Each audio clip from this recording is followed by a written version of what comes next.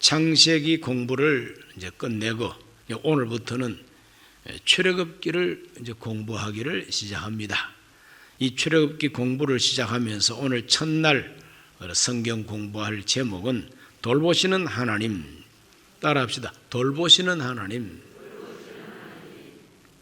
창세기부터 신명기까지 이 5권의 성경책을 모세오경이라고 합니다. 왜 모세오경이라고 하느냐 하면은 모세가 기록해서 남긴 5권의 책이라고 그래서 모세오경이에요. 그 모세오경의 뼈대가 되는 것은 율법입니다. 하나님께서 주신 율법. 그래서 율법서 이런 식으로 말합니다. 모세책 1권, 모세책 2권 이렇게 5권까지 그것을 이름을 붙이기를 창세기, 출애굽기, 그리고 레위기, 민수기, 신명기 이런 식으로 이름을 붙였는데 이 성경책 이름은 언제 붙였느냐 하면은 히브리어를 헬라어로 번역하면서 그렇게 붙였습니다. 또 히브리어나 또 헬라어를 라틴 말로 번역할 때 또 그렇게 이름을 붙였습니다. 그래서 출애굽기가 왜 출애굽기냐 하면은 출자라고 하는 것은 출구, 나온다고 하는 것입니다. 들어오는 문이 아니라 나가는 문을 출구라 그러죠. 그러므로 출애굽 그러면 애굽에서 나간다는 뜻입니다. 그래서 애굽을 떠나고 애굽을 탈출한다. 그래서 출애굽기를 애굽 탈출기라고 그렇게 말하기도 합니다. 애굽에서 나간다는 것이죠. 이스라엘 민족이 어떻게 출발이 됐는가? 이스라엘 민족이 출발된 그 출발점을 얘기하는 것이 창세기입니다. 그 이스라엘 민족이 출발하게 된 것은 하나님이 아브라함이라고 하는 사람을 택하시고 불러내시고 그에게 언약을 주신 것이 하나 씨앗이 됩니다. 그래서 아브라함에게 주신 언약, 약속 이것이 성경 전체를 관통하고 흐르는 또 하나의 물줄기가 됩니다. 아브라함에게 주신 그 하나님의 언약. 아브라함이 부름받기 이전에는 어떤 일이 있었느냐 하면은 하나님이 천지를 창조하신 이야기가 창세기 1, 2장에 나오지요. 그럴 때 우리 인간이 하나님이 에덴 동산에서 살게 하셨을 때에 하나님 주신 법을 거역하고 불순종하는 이야기가 창세기 3장에 나옵니다. 그래서 하나님을 거역하고 불순종한 것이 죄가 돼가지고 그 죄 때문에 에덴 동산에서 쫓겨나오게 된 인생, 하나님 앞에서 쫓겨나온 인생살이가 시작되는 이야기가 창세기 4장부터 나와요.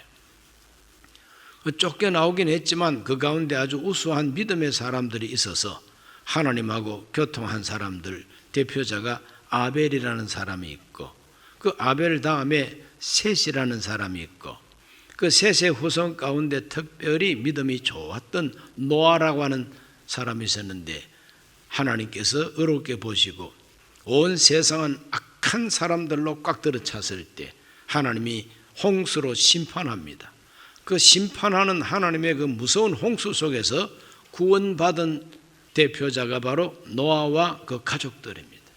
방주 안에 들어가서 이렇게 구원받은 그 노아의 후손들이 다시 이 땅 위에 확 이렇게 퍼지게 됩니다. 그 노아의 후손 가운데 가장 걸출한 인물 중에 한 사람이 니므롯이라고 하는 사람이 있었는데 이 사람이 인류 최초의 영글이라 그랬습니다.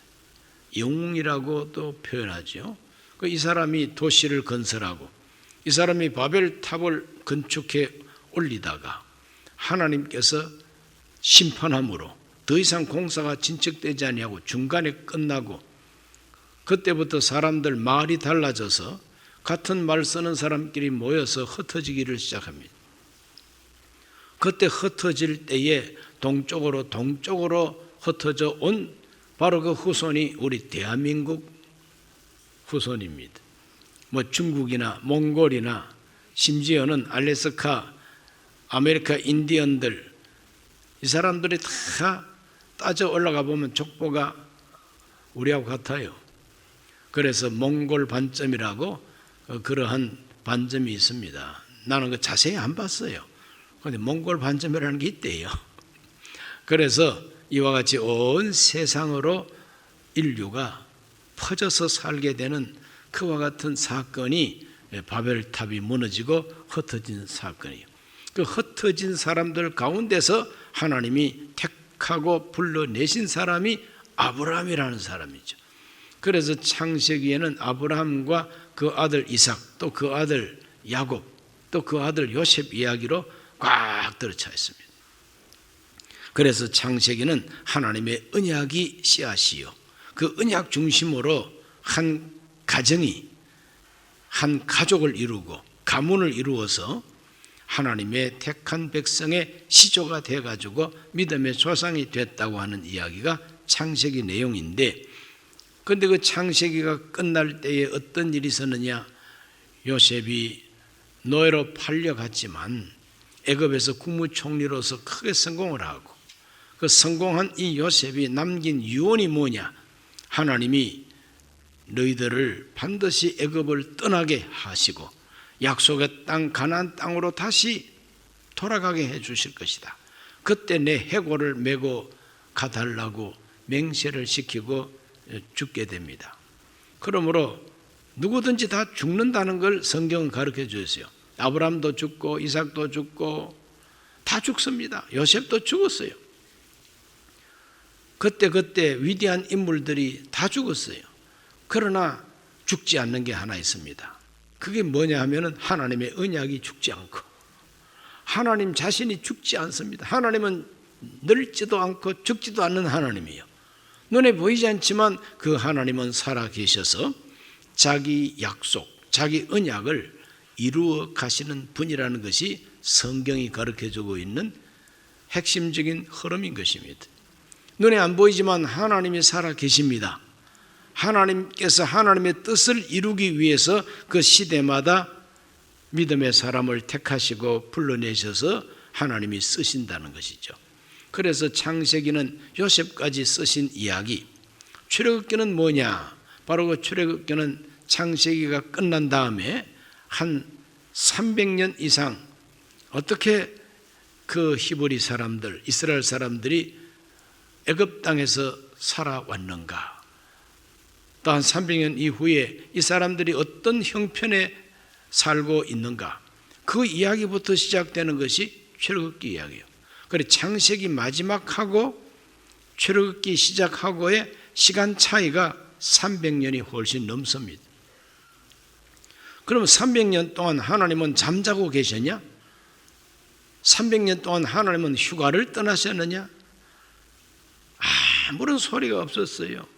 그 300년 동안에 하나님이 쓰신 어떤 믿음의 이야기가 성경에는 없습니다. 그렇다고 해서 하나님이 내버린 역사냐? 그게 아니에요. 하나님은 300년 동안 묵혀두는 것이죠. 김치도 담자 말자 맛있게 먹을 수 있습니까? 동치미 담자 말자 국물 시원하게 드시는 분 손들기. 없어요. 동치미 김치를 담으면은 며칠이든지 그걸 좀 익도록 가만히 둬야 되잖아요. 그 익도록 가만히 둬야지. 뚜껑 열어보고 숟가락 가지고 또 떠먹어보고, 1시간 좀 있다가 족자 가지고 떠먹어보고, 또 오전에 담고 안 하고 또 저녁에 가가지고 또 무를 썰어가지고 맛이 들었나 하고 또 맛보고, 자꾸 뚜껑 열다가는 맛을 다 버리고 맙니다. 일정한 기간은 손도 대지 말고 내버려 둬야 되는 거예요. 그 내버려 두면은 내버려 둔 그 시간에 잘 익게 돼 있지요. 그렇습니까? 안 그렇습니까? 제가 꼭 살림하는 사람처럼 보이더니 곁에서 보니까 그렇더라니까요. 예. 그래서 가만히 버려둘 때는요, 가만히 좀 버려둬야 되는 거죠. 아이들도 달달 볶지 마세요. 가만히 버려둘 때는 가만히 버려두면 자기가 알아서 다 제자리를 잡는단 말이죠. 자꾸 꼬치꼬치 캐묻고 요래라 저래라, 요 옷을 입어라, 오늘은 요걸 해라. 버립니다. 잘못하면 맛을 버린다고. 그러므로 하나님께서도 이스라엘 백성들을 택하시고 그 애굽에 이민 가게 하시고 애굽에서 제일 기름진 땅, 고센 땅, 그곳에서 300년 이상 하나님께서는 그대로 두십니다. 그러면 그대로 둔 그 기간은 어떤 기간이었느냐? 이스라엘 백성들이 숫자가 많아지는 기간이었어요. 숫자가 많아지는 기간입니다. 환난도 없고 박해도 없는 그 평화로운 시대에 요셉 덕분에 평화롭게 살 때에 자식들을 많이 낳았습니다. 그래서 출애굽을 할 때는 장정들만 60만 명 가량, 장정들만 60만 명이지 그 장정이 다 장가간 사람들이요, 요즘처럼 홀로 없어요. 다 장가가서 자식 낳았어요. 산하 제한도 없이 낳았습니다. 그러다 보니까요, 한 430년 만에 출애굽을 할 때는요 70명 조금 넘게 이민 가가지고 300만 정도가 탈출을 해 나왔으니 어마어마하게 인구가 불어난 거죠. 300만 명 그러면요 보통 인구가 아닙니다. 300만 명, 무지무지하게 많은 사람들이죠. 하나님은 가만히 버려둔 그 기간에 이스라엘 백성들, 자손들이 번성하도록 하나님은 가만히 지켜보신 기간입니다. 할렐루야. 어떨 때는 하나님이 나를 버려둔 채로 가만히 계신 것 같다 이렇게 느낄 때가 있습니다. 그러나 그때도 하나님의 은혜가 작용하고 있는 때라고 하는 걸 절대 잊지 마시길 바랍니다. 자, 이와 같이 하나님께서 그 백성들을 애굽에서 양육을 잘 했습니다. 그래 그 이야기가 출애굽기 1장에 잘 묘사되고 있습니다. 자, 애굽 땅에서 번성하는 이스라엘 백성들을 우리가 만나게 됩니다. 따라합시다. 애굽에서 번성하는 이스라엘. 출애굽기 1장 6, 7절을 다 같이 읽습니다. 요셉과 그의 모든 형제와 그 시대의 사람은 다 죽었고 이스라엘 자손은 생육하고 불어나 번성하고 매우 강하여 온 땅에 가득하게 되었다 그랬어요. 생육하고 번성해서 온 땅에 가득하게 됐다. 하나님께서는 그 이스라엘 백성들이 생육하고 번성하고 강해지고 온 땅에 가득하도록 하나님께서 마치 주부가 김치 담궈서 한동안 가만히 두는 것처럼 그렇게 두신 기간인 것입니다. 그러므로 그것도 하나님의 은총이죠. 하나님은 생육하고 번성하고 땅에 가득하기를 원하시는 하나님이십니다. 그래서 창세기 1장 26절 이하에 보면은 하나님은 자기 형상대로 남자와 여자 사람을 창조하시고 그 사람에게 하나님은 복 주셨어요. 하나님이 주신 복은 뭐냐? 금덩어리 복을 준 것이 아니라 말씀으로 복 주셔서 말씀의 복을 주셔서 어떤 말씀이냐? 생육하고 번성하고 땅에 충만하라 그랬어요. 이것이 하나님이 우리 인류에게 주신 최초의 축복이에요. 그 축복이 현찰이 아니에요. 현찰이 아니라 약속입니다. 말씀인 것입니다. 축복의 말씀이에요. 그러므로 여러분 현찰보다 더 중요한 것이 축복의 말씀이라고 하는 걸 믿으시길 바랍니다. 현찰보다 더 중요한 거예요. 그래서 그 말씀을 받고 그 말씀대로 되는 거예요. 생육하고 번성하고 땅에 충만한 것은 하나님의 뜻입니다. 그래서 이스라엘 백성들이 애굽 고센 땅에 이민 가가지고 생육하고 번성하고 가득 찼더라 그랬어요. 그리고 아주 강하게 되었다 그랬어요. 하나님의 뜻입니다. 하나님이 아브라함을 불러내셨을 때 주신 언약이 뭡니까? 창세기 12장 1, 2절에 야훼께서 아브라함에게 이르시되 너는 너의 고향과 친척과 아버지 집을 떠나 내가 너에게 보여줄 땅으로 가라. 내가 너로 큰 민족을 이루고 너에게 복을 주어 내 이름을 창대하게 하리니 너는 복이 될지라 그랬어요. 큰 민족을 이루게 하겠다고 약속했지 않습니까? 그럼 하나님은 아브라함에게 너의 후손이 하늘의 별 같고 땅의 모래알처럼 많아질 것이라 그랬어요. 그러니 80명도 안 되는 73명인가 이 사람들이 이민 가가지고 430년 만에 나올 때에 300만 명 가까이 됐으니 그때 300만 명이 쫙 이렇게 모여 있으면은 하늘의 별 같고 바다의 모래처럼 보일 수밖에 하나님은 이와 같이 이스라엘 백성들을 애굽에서 생육하고 번성하게 하셨습니다. 이것은 하나님의 기본적인 뜻입니다. 하나님의 기본적인 뜻은 저와 여러분도 생육하고 번성하고 강해지고 가득하기를 원하신다는 걸 믿으시길 바랍니다. 쩔쩔 굶고 손가락만 빨고 앉아가지고 저 높은 곳을 향하여 날마다 나아갑니다. 그 찬송만 부르고 손가락 빨고 앉아있는 것은 하나님의 뜻이 아니에요. 영혼이 잘됨같이 범사가 잘되고 건강하고 행복한 것이 기본 뜻입니다. 하나님의 뜻이. 할렐루야. 특별히 사명이 있고 하나님이 하실 일이 있을 때에 고생도 하게 하시고 뭐 여러 가지 하나님이 환난도 주고 그러지, 기본적인 하나님의 뜻은 언제나 생육하고 번성하고 가득한 거예요. 믿으시길 바랍니다. 그 다음 두 번째로 애굽에서 탄식하며 부르짖는 이스라엘을 만나게 됩니다. 하나님은 언제까지나 이스라엘 백성들을 포근한 둥우리에서 행복하게만 사는 것은 하나님의 뜻이 아니다 이거지. 하나님 뜻이 아닙니다. 하나님은 그 백성을 하나님 백성 삼기 위해서 포근한 둥우리에서 그 새가 알을 낳고 그 알을 까가지고 또 새끼가 되고 그 새끼들이 또 자라가지고 또 저 나무에 또 저 풀숲에 또 알을 까고 또 새끼들이 번성하고, 그래서 온 산의 양 새가 가득해지는 것처럼 애굽 땅 고센 땅에서 하나님은 그 백성을 번성하게 했지만 이만큼 됐으니까 이제부터는 이 백성을 내 백성으로 이제 또 적극적으로 불러내야 되겠다. 그 하나님의 방법과 섭리가 뭐냐? 탄식하며 부르짖게 하시는 것입니다. 이 고생을 좀 해라 하고 하나님은 그 백성들을 고난 속으로 집어넣으시는 겁니다. 출애굽기 1장 8절에서 11절을 다 같이 읽습니다. 요셉을 알지 못하는 새 왕이 일어나 애굽을 다스리더니 그가 그 백성에게 이르되 이 백성 이스라엘 자손이 우리보다 많고 강하도다. 자, 우리가 그들에게 대하여 지혜롭게 하자. 두렵건대 그들이 더 많게 되면 전쟁이 일어날 때에 우리 대적과 합하여 우리와 싸우고 이 땅에서 나갈까 하노라 하고 감독들을 그들 위에 세우고 그들에게 무거운 짐을 지워 괴롭게 하여 그들에게 바로를 위하여 국고성 비돔과 람셋을 건축하게 하니라. 요셉을 알지 못하는 새 왕이라고 하는 표현이 나옵니다. 요셉을 알지 못하는 새 왕. 요셉이 애굽에서 국무총리가 돼가지고 얼마나 정말 공로를 크게 세웠던지 요셉을 모르면 그 사람은 애굽 사람이 아닐 정도였어요.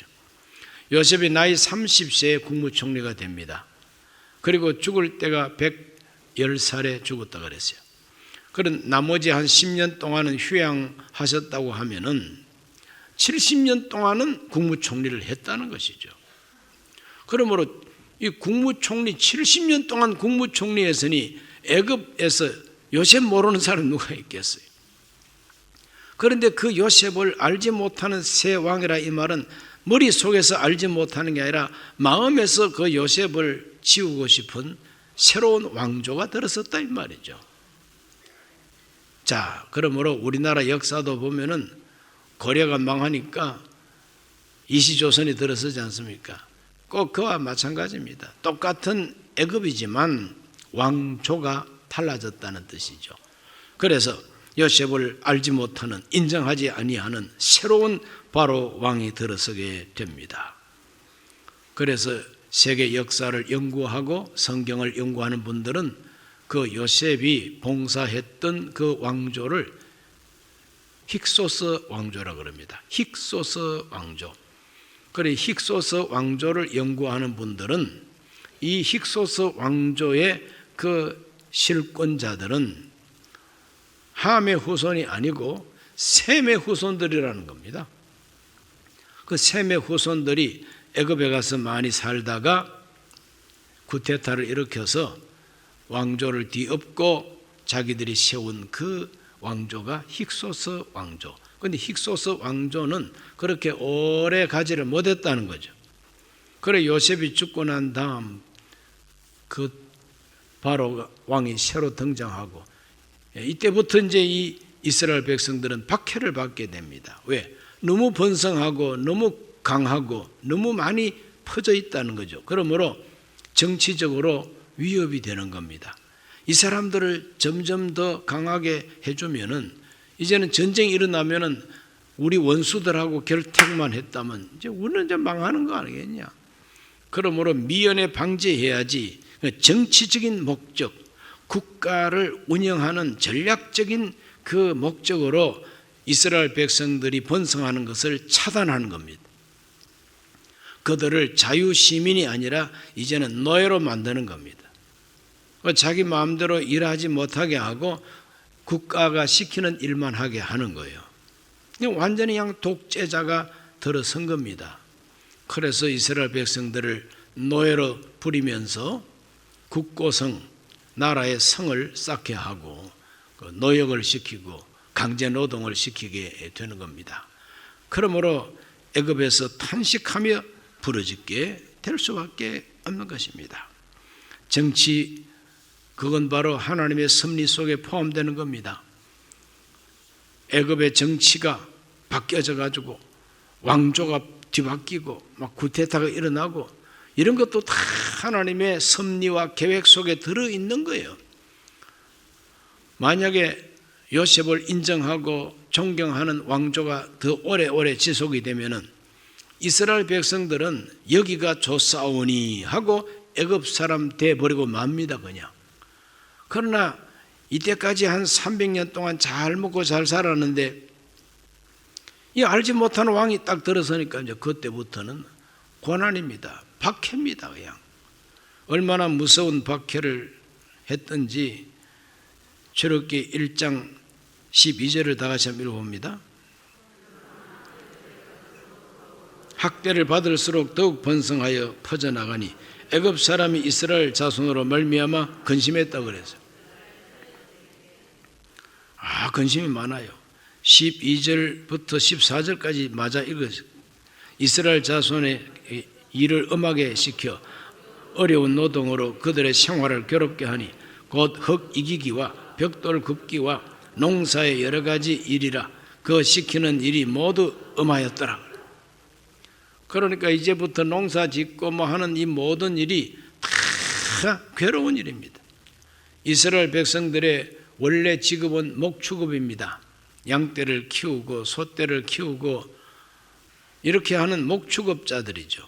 그런데 바로 왕이 저 사람들을 다 노예로 부리면서 농사일을 시켜라. 농사일을 시키는 겁니다. 농사를 해보지도 않은 사람들에게 농사일을 시키니 얼마나 힘듭니까? 여러분 농사일이 쉬운 것 같습니까? 얼마나 힘든지 모릅니다. 밭에 나가서 일해 보십시오. 그 정말 노동력이 정말 심한 곳입니다.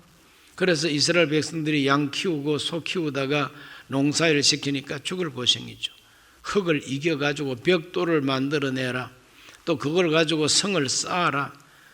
해보지도 못한 이 노동을 이스라엘 백성들이 노예가 돼가지고 그 고역을 하게 됩니다. 심지어는 애 낳으면 죽여라 살해 명령이 떨어졌습니다.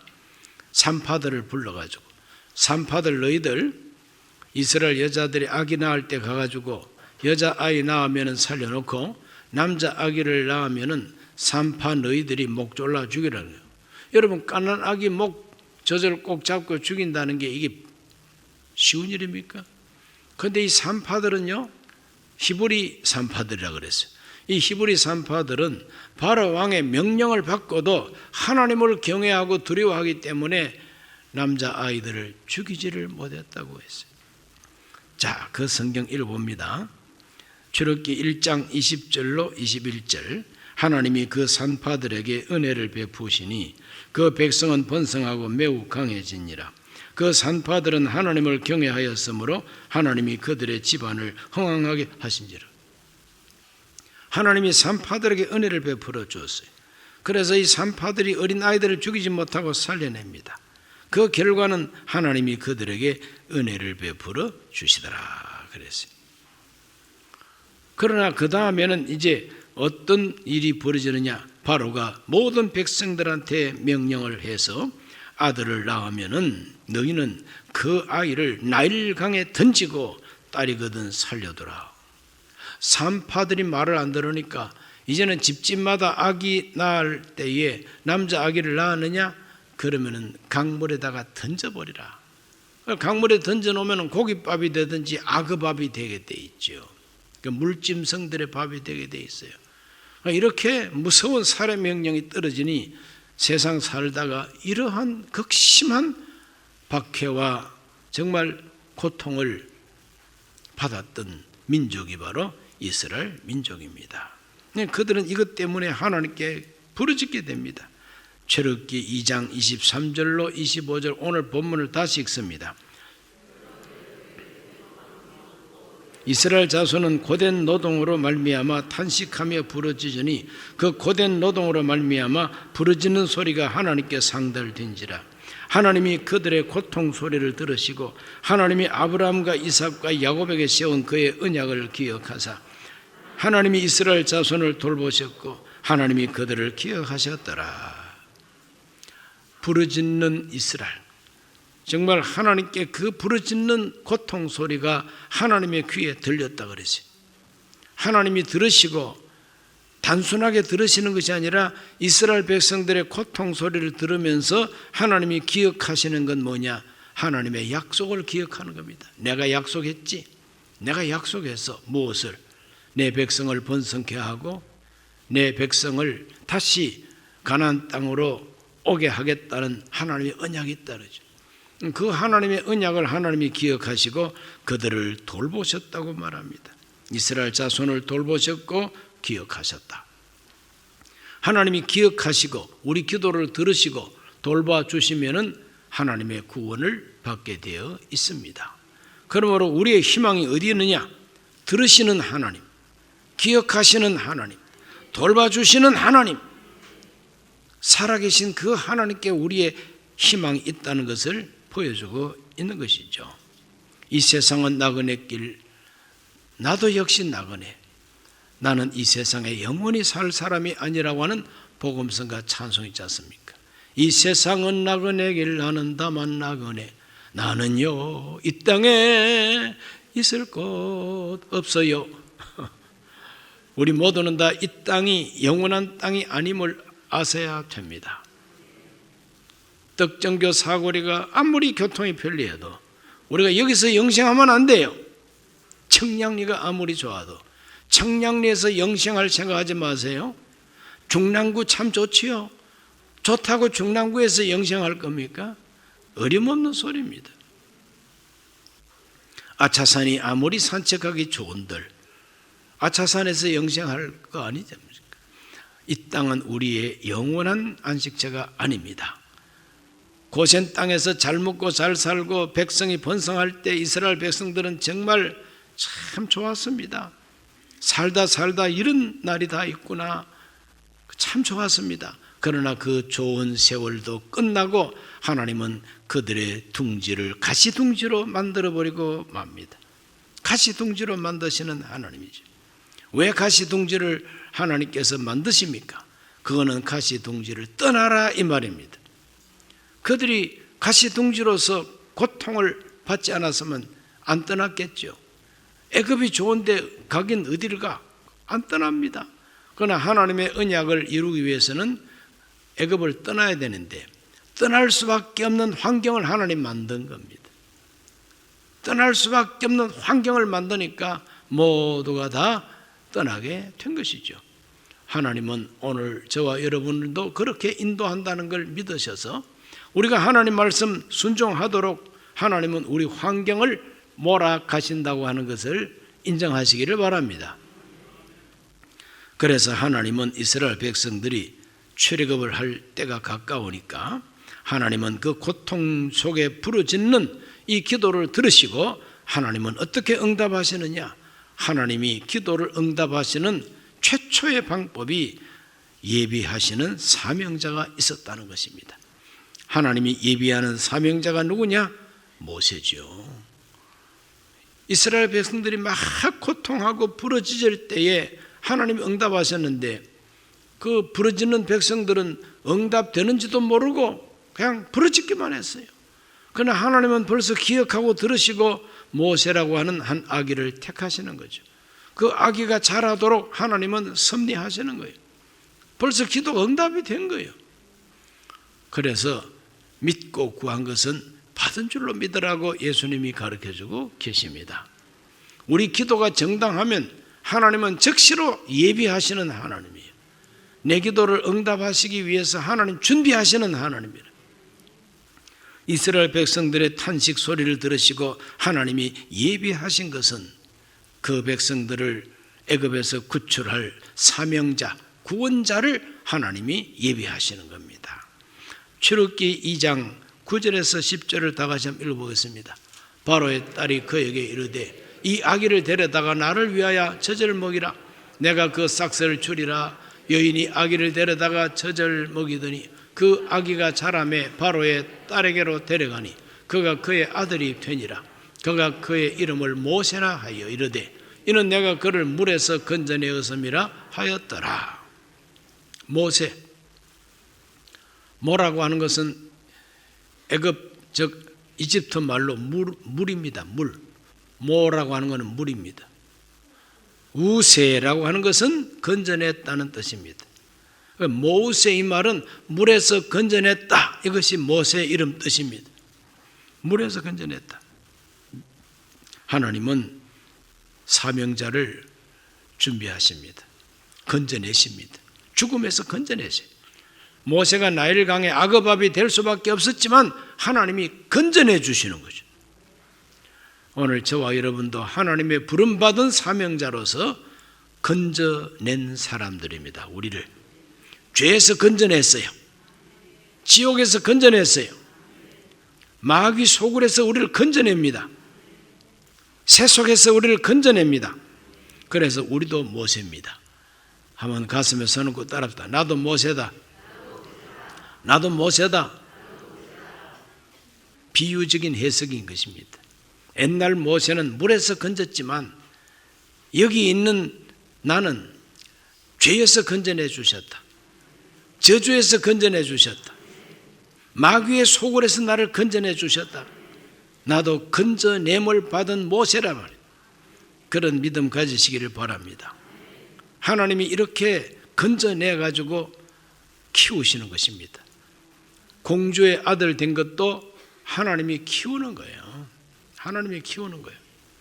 그래서 공주 아들이 돼가지고 애굽의 모든 문화와 애굽의 고급 기술과 학문을 통달했다고 성경은 말합니다. 그런데 나이가 40이 되었을 때 하나님은 이 모세한테 변화를 줍니다. 장성한 모세가 위대한 변화를 경험하게 됩니다. 출애굽기 2장 11절과 12절 다 같이 읽습니다.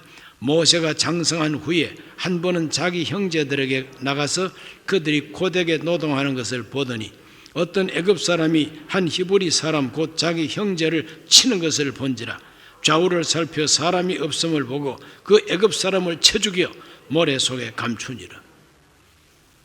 모세가 나이 한 40 되었을 때 혈기방장할 때에 자기가 바로의 아들이라고 하는 자기 신분의 변화가 왔습니다. 아, 내가 공주 아들이 아니구나. 나는 히브리 노예 아들이로구나. 난 하나님이 택한 백성에 소속된 아들이구나. 이걸 깨닫게 되는 거예요. 그래서 자기 동족이 자기 형제가 애굽 사람한테 얻어 터지는 걸 보고 분개해가지고 좌우로 살피니까 사람 보는 눈이 없으니까 그 애굽 사람을 잡아다가 쳐 죽였다 그랬어요. 모래다가 그냥 묻어버렸다 그랬어요. 야, 과격하죠, 모세가. 가장 온유한 사람 모세라 그러지만 모세는 그렇게 얌전한 사람 아닙니다. 그냥 성질 돋구면 쳐 죽이는 사람이죠. 모래다가 그냥 묻어버리는 사람입니다. 그러니 모세를 건드리다가는 맞아 죽는 수가 생깁니다. 자, 이렇게 과격했던 그 모세입니다. 왜 그렇게 과격한 행동을 했느냐? 그거는 자기 민족을 자기가 한번 구원해 보겠다고 하는 꿈이 있었기 때문에 그런 거죠. 사도행전 7장 22절로 24절, 25절까지 다 같이 읽습니다. 모세가 애굽 사람의 모든 지혜를 배워 그의 말과 하는 일들이 능하더라. 나이가 40이 되매 그 형제 이스라엘 자손을 돌볼 생각이 나더니 한 사람이 원통한 일 당함을 보고 보호하여 압제 받는 자를 위하여 원수를 갚아 애굽 사람을 쳐 죽이니라. 그는 그의 형제들이 하나님께서 자기 손을 통하여 구원해 주시는 것을 깨달으리라고 생각하였으나 그들이 깨닫지 못하였더라. 그들이 깨닫지를 못했다 그랬어요. 이스라엘 백성들이 모세를 인정하지 않았다는 겁니다. 아직까지 모세가 변화되는 것은 모세 혼자 변하지 그 모세를 이스라엘 백성들이 인정할 정도의 변화는 아직까지 오지 않았다는 거예요. 그러나 어쨌거나 하나님이 준비하시고 예비하시는 이 위대한 사람은 벌써 나이 40에 큰 변화를 경험하게 되는 것입니다. 남들이 인정해 주든 안 해주든 우리는 하나님의 섭리 속에서 변화를 경험해야 됩니다. 모세의 변화를 히브리서는 이렇게 말하고 있습니다. 히브리서 11장 24절에서 26절을 다 같이 읽습니다.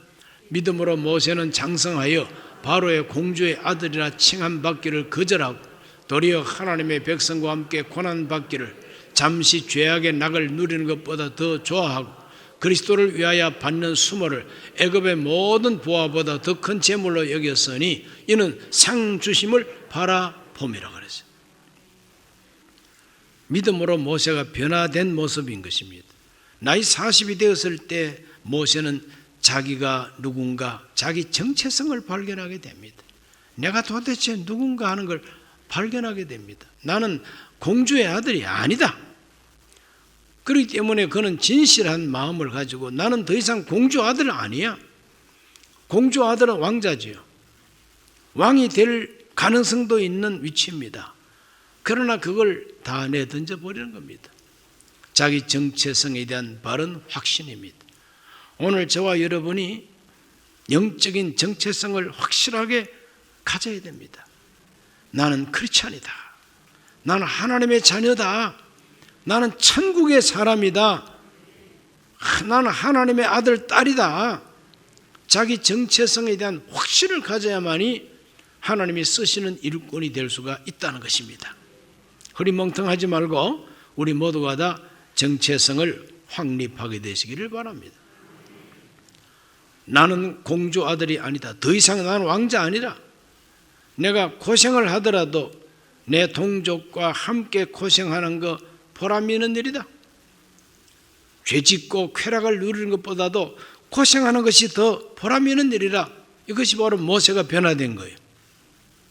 아무 뜻도 없이 그저 즐기고 부어라 마셔라 세속에 도취한 이와 같은 인생이 아니라는 겁니다. 이제는 고생을 하더라도 그 고생하는 것이 죄 짓는 것보다 훨씬 보람이 있다고 느끼는 겁니다.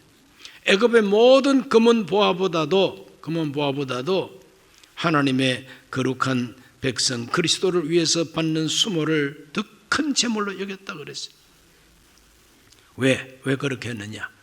하나님이 상 주신다는 희망을 가졌기 때문에 그렇습니다. 따라합시다. 믿음은 희망이다. 믿음은 희망인 것입니다.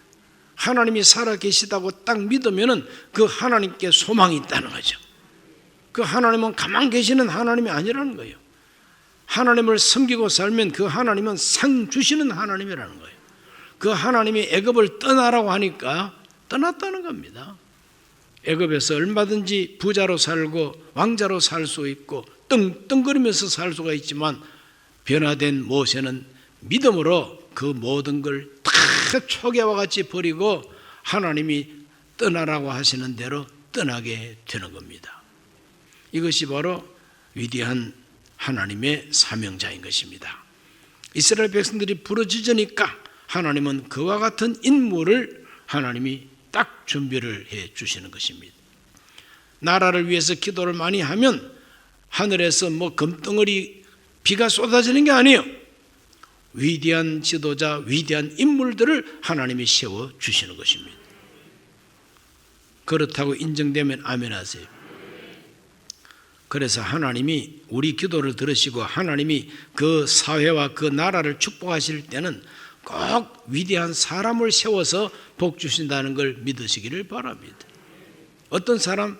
변화되는 사람, 정체성이 분명한 사람. 앞으로 대한민국은 자유민주주의에 대한 정체성이 확실한 사람이 이 나라를 이끌어야 됩니다. 그 대통령과 함께 나라를 이끌어가는 그 팀 자체가 모두가 다 장관들이나 모든 요직 맡은 사람들이 다 정체성이 확실해야 돼요. 대한민국이라고 하는 이 나라는 보통 나라가 아니다. 국민 한 사람 한 사람에게 자유가 있고 권리가 있는 나라가 돼야 된다. 자기 재산도 자기 자유롭게 소유할 수 있어야 된다는 거죠. 그래서 쓸데없는 세금 거두지 말고 간섭하지 말고 얼마든지 행복하게 벌어서 자식들을 얼마든지 키우고 행복하게 할 수 있는 그런 나라가 돼야 된다는 거예요. 이와 같은 정체성이 뚜렷한 사람들이 앞으로 이 나라를 행복한 나라로 이끌 줄로 믿습니다. 나라 위해서 기도를 많이 하면 하나님은 세워주시고 예비해 주신다는 거죠. 이것이 바로 출애굽기가 가르쳐주고 있는 위대한 메시지가 되는 것입니다. 오늘 우리 모두는 이 세상을 살면서 부러지졌던 그 옛날 이스라엘 백성들을 생각하면서 오늘 우리들도 낙심하지 말고 하나님을 찾고 부러지면 하나님은 반드시 들으시고 기억하시고 돌봐주신다 그랬어요. 그래서 오늘은 돌보시는 하나님, 우리 기도를 들으시고 돌보시는 하나님, 그 하나님을 모세가 믿었던 것처럼 우리도 믿게 되시기를 주의 이름으로 축원합니다. 기도드립니다. 살아계신 아버지 하나님, 출애굽기를 공부하기 시작합니다. 창세기가 끝나고 하나님은 새로운 역사를 펼치십니다. 아버지 하나님, 우리의 환경이 어렵고 고단하고 고난이 겹친다 할지라도 낙심하지 말고 절망하지 말고 야훼 하나님께 부르짖게 하여 주셔서 하나님이 예비하시고 하나님이 건져내시고 돌보시는 큰 구원을 경험하게 해 주옵소서. 예수님 이름으로 기도하옵나이다. 아멘.